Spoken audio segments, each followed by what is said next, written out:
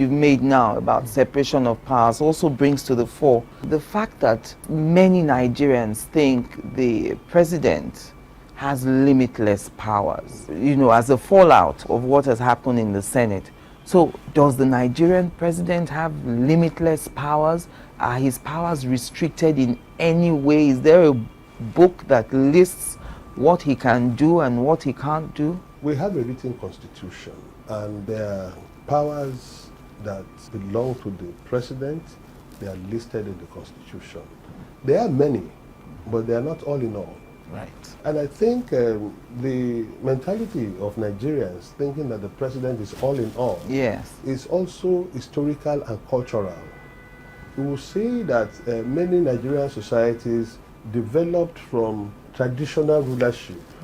There's a Kabiyesi somewhere, yes, there's an Emir somewhere, there's an Igwe somewhere that everybody bows to. yes, And everybody will go and solve their problems.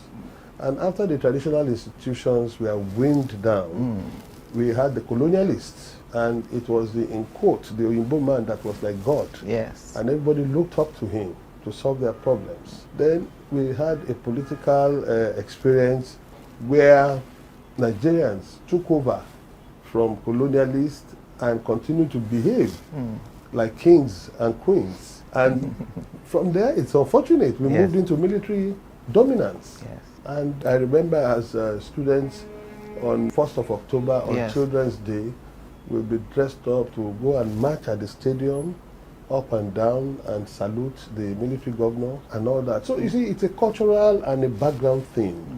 But thank God for democracy. Now we're beginning to evolve since 1999. Even in 1999, we had a president who was coming from a military background, and his nickname was Baba. So it's this father figure thing that gives us that mentality that the president is all in all. Yes. And that now waters down to the state government level where Mr. Governor is like an emperor. Within his state. Within his state.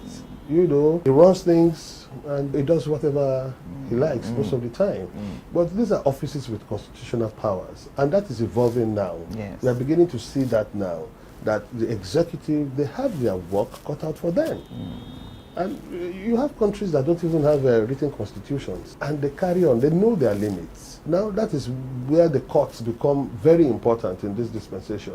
Whenever you think there's an infringement of authority, of rights, then you run quickly to the court. And what about those who would say they don't have a belief in the courts because justice is either delayed or it's denied? Yes. What would you say to those people? I would beg them to have a belief in the courts. In Kenya, when there was some dispute after the elections, people were settling disputes with cutlasses and machetes. Yes. We don't want that here. So that is the only safe place you can go. It may not be something that is resolved in 24 hours, but it gets resolved, and that makes us a more civilized set of people.